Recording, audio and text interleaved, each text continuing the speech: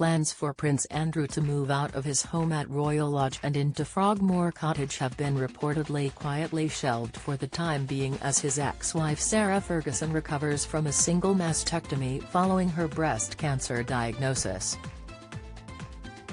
Last week it was revealed that Prince Harry and Meghan Markle, Frogmore's former inhabitants, had officially vacated the property after being asked to leave earlier this year. Get the latest royal news straight to your phone by joining our WhatsApp community. Ever since Charles became king, there have been reports that he wants to move his younger brother, who is no longer a working member of the firm, from Royal Lodge into Frogmore, both on the Windsor estate. Andrew is said to be resisting the move from his home of 20 years, where Fergie also lives despite their divorce in 1996. However, following her 8-hour operation, the Duchess of York is back home at Royal Lodge gathering her strength, which is putting any planned move on hold. A source told the Mail on Sunday that plans to move out of Royal Lodge have been quietly shelved until she fully recovers. Frogmore Cottage, which is far smaller than Royal Lodge, remains empty after Harry and Meghan were asked to leave the property earlier this year, having not lived in the property since their departure from royal life at the start of 2022.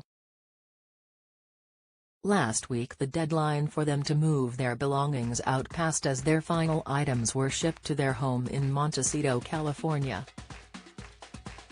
With Andrew's annual grant from the Crown being cut, there were concerns he would no longer be able to afford the upkeep at Royal Lodge, which requires millions of pounds worth of maintenance. As part of his lease agreement, the Duke agreed to cover the costs of refurbishments at his home, and he has already invested a substantial amount of his money into the property.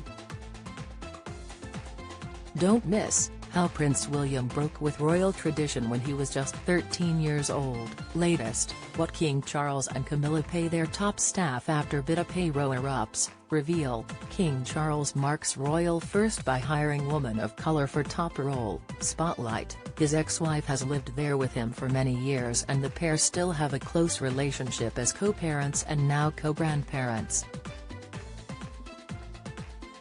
As Fergie recuperates at home, a friend of hers told the Mail, the surgery was very long, getting on for 8 hours, and it was more involved than people think.